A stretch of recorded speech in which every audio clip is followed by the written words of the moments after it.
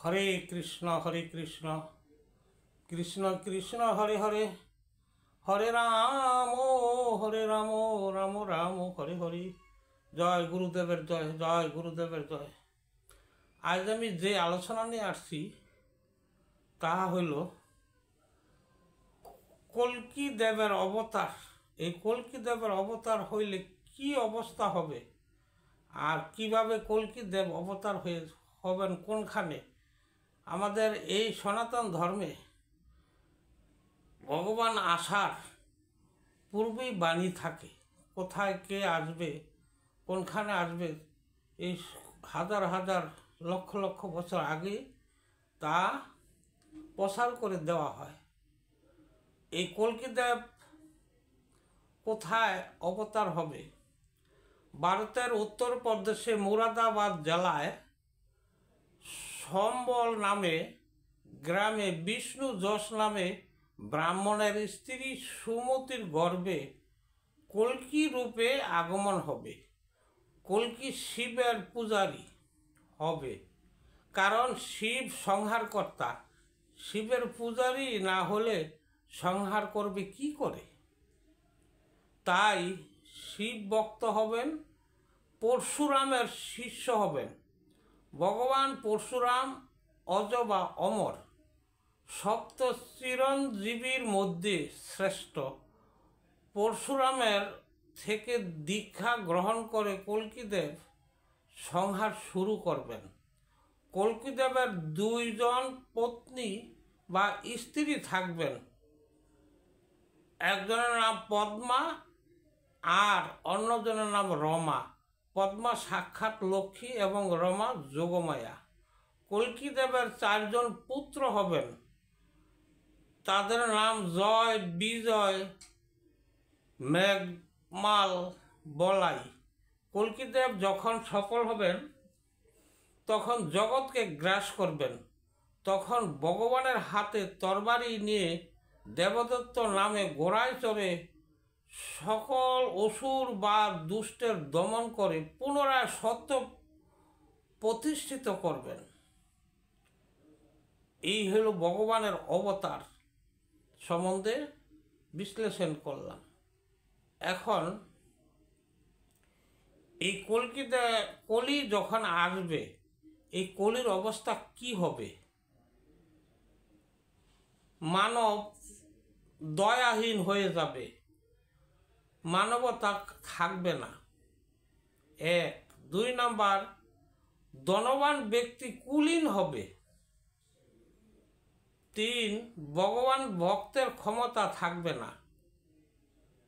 4, ধর্মের নামে প্রতারণা হবে। 5, নারী পুরুষের আদর হবে কামরতি। যে যত কামরতি করতে পারবে তাকে বেশি আদর করবে। 5, ধর্ম, মান, কুল সব জলাঞ্জলি হয়ে যাবে।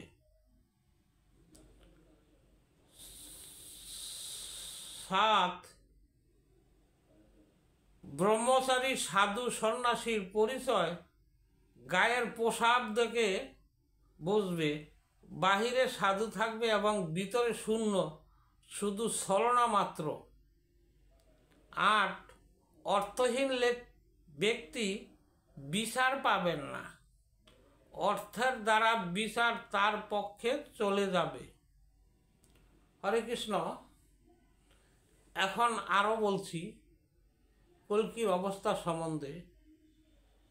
9, দরিদ্র হলে তাকে অসৎ বা দোষী বলে থাকবেন, কারণ দরিদ্র লোকের কোনো মূল্য থাকবে না, তাকে অসৎ মনে করবেন। আর যারা দুষ্কৃতিকারী বা যারা ধনী ব্যক্তি তারাই সৎ, তাই সে যদি খারাপ কার্য করে তাও সৎ কাজই মনে করবে। 10 নাম্বার, বাড়ির পাশে ধর্মতীর্থকে অবহেলা করবেন এবং দূরদেশের তীর্থ, যদি তীর্থস্থান নাও হয়, ওই তীর্থস্থান মনে করে সেখানে ভ্রমণ করে মনের গৌরবের সহিত। যেমন বাড়ির পাশে যদি কোনো ধর্মস্থান থাকে, এটাকে অবহেলা করে যাবে। দূরে কিন্তু তেমন তীর্থ না, ওইটাকেই মানে সে কি করব ভ্রমণ করতে যায়। এই তীর্থ করা না মনে হয় টাকা আছে, সে ভ্রমণ করবে, সে মনের গৌরবের সহিত সেখানে গিয়ে সেই কিনে মনে হয় যেন দেশ ভ্রমণ করে আসছে। 11, বেদ শাস্ত্র শূন্য হবে। এই যত শাস্ত্র আছে এগুলি কোনো গুরুত্ব দিবে না, এটি শূন্য ভাবে মানে কি খালি মনে করবে। আর কি করবে, নিজের ব্যক্তিগত এই শাস্ত্র সে তৈরি করে ওই হিসাবে সে বলবে যে এইটি ঠিক। আসলে বেদের শাস্ত্র নামাই না, নিজেই শাস্ত্র তৈরি করবে। এখন হইল 12 নম্বর, প্রাণীদের আকার ছোট হবে। কিরকম ছোট? গরু ছাগলের আকার হইব, ছাগল বিড়ালের আকার হবে। এভাবে আস্তে আস্তে আকার ছোট হয়ে আসবে। 13 নম্বর হইল নারীদের সৌন্দর্য নষ্ট হয়ে যাবে। পোশাকবিহীন পুরুষের অসুন্দর নারীর আকর্ষণ হবে না, নারীরা পুরুষদেরকে আকর্ষণ করে তুলবে। এই কলিতে কি বলছে যে নারীদের সৌন্দর্য নষ্ট হয়ে যাবে। আমরা কিন্তু এখনই বুঝতে পারতেছি নারীরা যে সৌন্দর্য, তারা কিন্তু পোশাক আশাকে তারা কিন্তু খুব ছোট পোশাক এইভাবে চলে, এইভাবে যারা পরিধান করে দেখতে দেখতে পুরুষের আকর্ষণ কমে যায়। এই যে পোশাক ছাড়া যে চলতে চেষ্টা করব, আর তখন নারীরা আস্তে আস্তে ধীরে ধীরে অসুন্দর হয়ে যাবে এবং এই নারীদের প্রতি পুরুষের কোনো আকর্ষণ থাকবে না। আমরা যখন এখন দেখতে পাইতেছি যে সাধারণত পুরুষ নারীর দিকে আকর্ষণ করে, আর এই যে আকর্ষণ কইরা তারা নারীর দিকে আকর্ষিত হয়ে তাতে বিবাহ বন্ধন করে।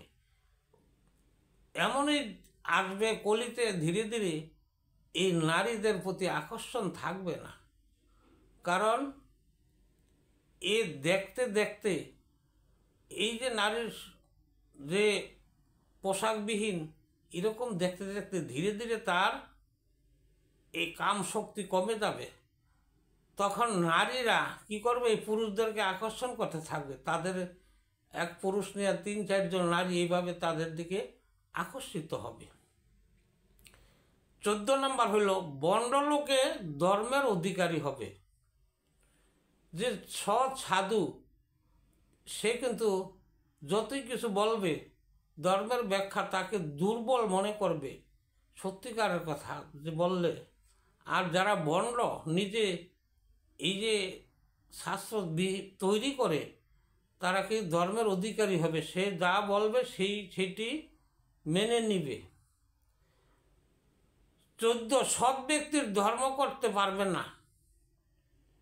এই ধর্ম অসৎ ব্যক্তি ধর্ম করবেন, সৎ ব্যক্তি ধর্ম করতে পারবেন না। সেই ধর্মকে যারা অসৎ তারা এটাকে অবহেলার দিকে নিয়ে যাবে। 15 নম্বর, গুরুর আদেশ মানবে না। অসৎ গুরুর আশ্রয় বেশি হবে। অসৎ গুরু বলতে কোনো কর্মের দরকার নাই। এই যে গুরুর যে কর্মগুলো আছে, যেই কর্ম শিষ্যদেরকে দিবে, সেই কর্ম বলবে যে অসৎ গুরু যে তোমাদের এইগুলা করার দরকার নাই, এই মাসে মাসে টাকা দিলেই হবে, এরকম ভাবেই করবে। ত্যাগী ব্যক্তিরা ভোগী হয়ে যাবে, আর ত্যাগীরা বাহিরে ত্যাগ দেখাবে, ভিতরে ভোগের আশ্রয় নিয়ে আরাম আয়েসে থাকবে। ব্রাহ্মণ ক্ষত্রিয় বৈশ্য শূদ্র সকলেই শূদ্র হয়ে যাবে। আর 19 নম্বর, মেঘ বৃষ্টি না হয়ে শুধু বজ্রপাত হবে। এই বৃষ্টিপাত সব চলে যাবে, আকাশে শুধু বজ্রপাতই হয়ে থাকবে। এই হলো কলির লক্ষণগুলা। আর সাধারণত এই স্ত্রীর আদেশ করবে পুরুষ, তাই পালন করতে থাকবে। পুরুষ শুধু জিজ্ঞাসা করবে। এখনই আমরা দেখতে পাই যে প্রায় পুরুষ স্ত্রীর আদেশ পালন করে। স্ত্রী একটা কিছু বললে আনতে তাড়াতাড়ি দৌড়ে, যে তার মন খুশি করার জন্য সে ওইটা যেভাবে হোক তাকে এনে দেয়। এই আর তারা কিন্তু ওই স্ত্রীর দাসত্বগিরি করে। আর শুধু জিজ্ঞাসা করবে কি লাগবে, কিন্তু আসলে যে যেই যাহা প্রয়োজন তাহা না দিয়ে স্ত্রীর জন্য তা কী করে আদেশ পালন করার জন্য চুরিদারিও করবে, অসৎ পথে সে উপার্জনও করতে থাকবে। এই যে কলির যে অবস্থাগুলা বললাম, এটা ভাগবত থেকে বলা হয়েছে। আপনারা এখনই বুঝতে পারতেছেন যে কলি কি হবে। এই কলিতে এই আপনজন পর হবে, আর যেখানে যাকে আপন মনে দরকার নাই সেকে আপন করে নেবে। কি হিসাবে? তার স্বার্থের হিসাবে। হরে কৃষ্ণ। আমি আজ যে আলোচনা করলাম কল্কি দেবের অবতার সম্বন্ধে, আমাকে বলার যদি কোনো এই ভুল ত্রুটি থাকে আপনারা ক্ষমা দৃষ্টিতে দেখবেন। হরে কৃষ্ণ কৃষ্ণ কৃষ্ণ হরে হরে, হরে রাম রাম রাম হরে হরে।